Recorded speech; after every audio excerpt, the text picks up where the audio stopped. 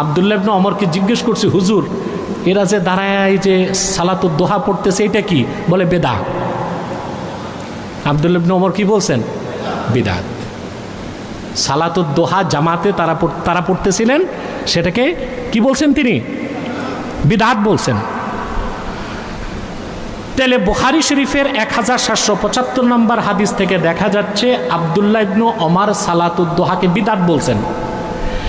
আর সহিহ আল বুখারীতে 1103 নম্বর হাদিস, সেখানে দেখেন হযরত ইবনু আবি লাইলা বলেন, মা আখবারানা আহাদুন আন্নাহু রাআন নবিয়্য সাল্লাল্লাহু আলাইহি ওয়াসাল্লাম সাল্লাদ দুহা غير أم هانئ ذكرت أن النبي صلى الله عليه وسلم يوم فتح مكة اغتسل في بيتها فصلى 8 ركعات।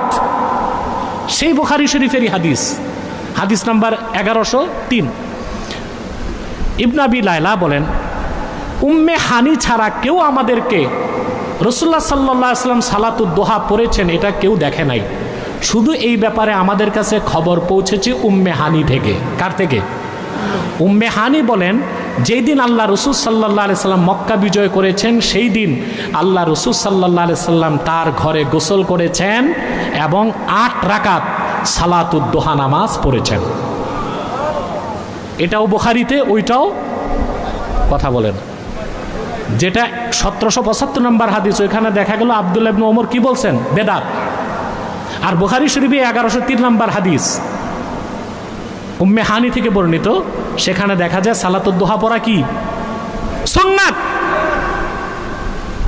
এখন দুই হাদিসের তাদবিক কি হবে? আল্লামা বদরুদ্দিন আইনি ব্যাখ্যা করেছেন দোনো হাদিস সহিহ। তা আব্দুল্লাহ ইবনে ওমর কেন বেদাত বলছেন? আরাদা আন্না ইজহারাহা ফিল মসজিদি ওয়াল ইজতিমা লাহা হুয়াল বিদআহ। একাই কি সালাতুদ দোহা পড়া সুন্নাত, এটাকে বেদাত বলা হয় না, কিন্তু মসজিদে একত্রিত হয়ে পড়াটাকে বেদাত বলা হয়েছে। আর সেটাকেও ফাথুল বারিতে আল্লামা ইবনু হাজার আসকালানী বেদাতে হাসানা বলছেন। তাহলে বোঝা যায় সাহাবায়ে কেরামের যুগে বেদাত ছিল, বেদাতে হাসানা। অতএব সব বেদাতকে বেদাতে সাইয়্যা বলে পরিত্যাগ করার কোনো সুযোগ নাই। কোন বেদাতটা বেদাতে সাইয়্যা, কোন বেদাতটা পরিত্যাজ্য? এক প্রকার বেদাত হচ্ছে বেদাত ফিল এতেকাদ, আকীদায় বেদাত।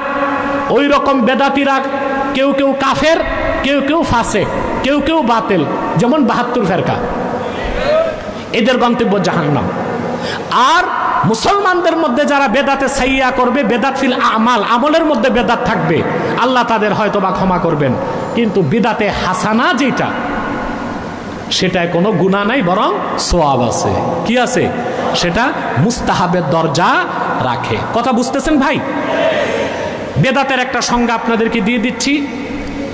কুল্লু মা উহদিসা ইউখালিফুল কুরআন ওয়াস সুন্নাহ ওয়া আসরাস সাহাবাতি ওয়া ইজমা আল উম্মাহ ফাহিয়া বিদআতুন মাজমুমাতুন আই সাইয়্যিআহ।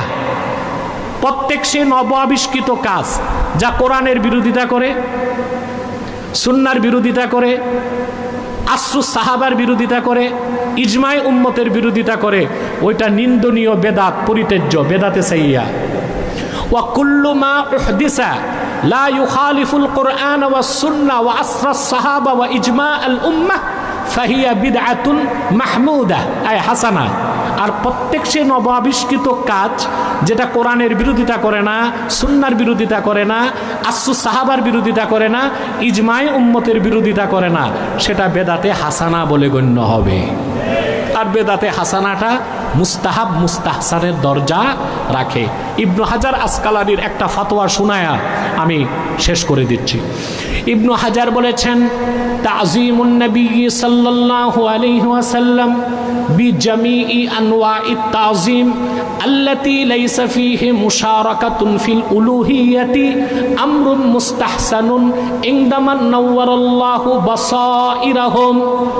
মুহাম্মদ সাল্লাল্লাহু আলাইহি সাল্লামকে তাযীম করার যত পদ্ধতি আছে, যদি কোনো পদ্ধতিতে তাযীম করলে আল্লাহর সাথে শিরক হয়, তা ছাড়া সকল পদ্ধতিতে আল্লাহর হাবিবের তাজিম করা মুস্তাহাব মুস্তাহসান ওই সকল লোকদের নিকট যাদের অন্তর্চক্ষুগুলোকে আল্লাহ তাআলা মারেফতের নূর দিয়া নূরানি করে দিছে। কার ফতোয়া? ইবনে হাজার আসকালানি।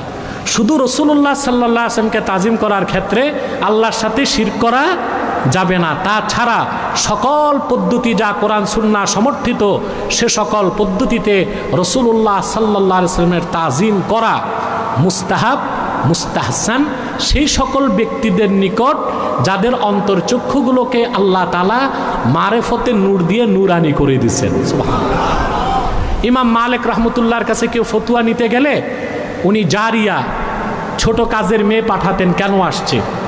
তো মেয়ে এসে জিজ্ঞেস করত, ইমাম মালিক জানাতন ব্যক্তি ভাই, আবু হানিফা সমসাময়িক, একদিক দিয়ে তার ফজিলত বেশি, তিনি ইমামু দারিল হিজরা মদিনাতুল মুনাওয়ারার ছিলেন, মালিকি মাযহাবের ইমাম ছিলেন। তো কেউ তার কাছে যখন যেত, কাজের মেয়ে বের হয়ে বলতো কেন আসছেন, বলতে একটা মাসালার জন্য, সাথে সাথে তিনি বের হতেন, মাসালার উত্তর দিয়ে দিতেন।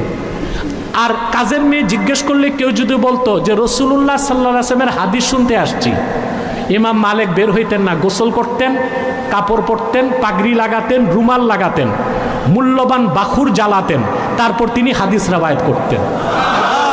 হ্যাঁ আরে ভাই, ইমাম মালিকের এই তাজিম ছিল রাসূলুল্লাহর হাদিসের প্রতি। তিনটা জিনিস মনে রাখতে হবে, তাজিমুন নবী, মাহাব্বাতুন নবী, সুন্নাতুন নবী।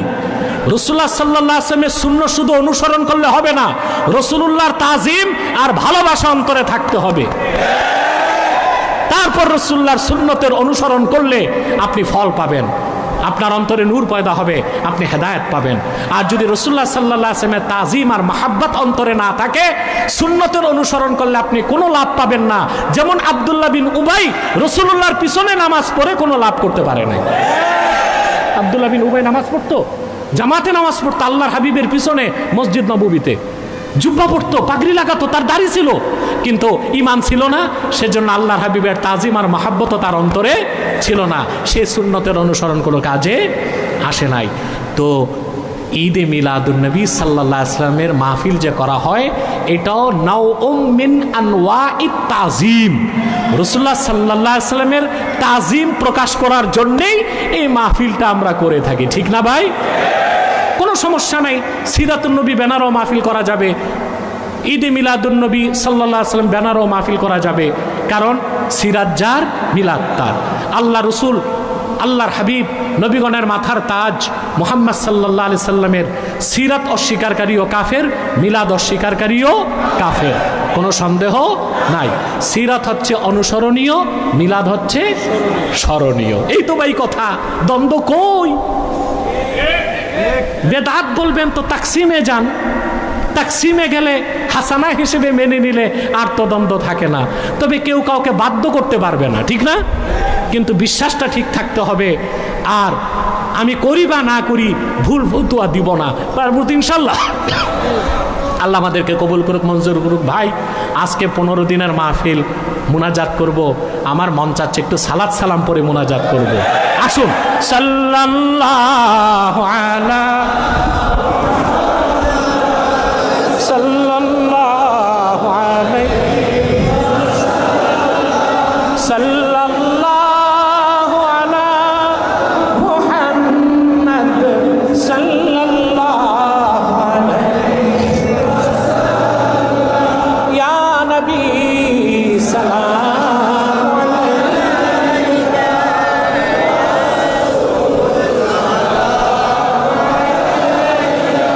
ইয়া হাবিব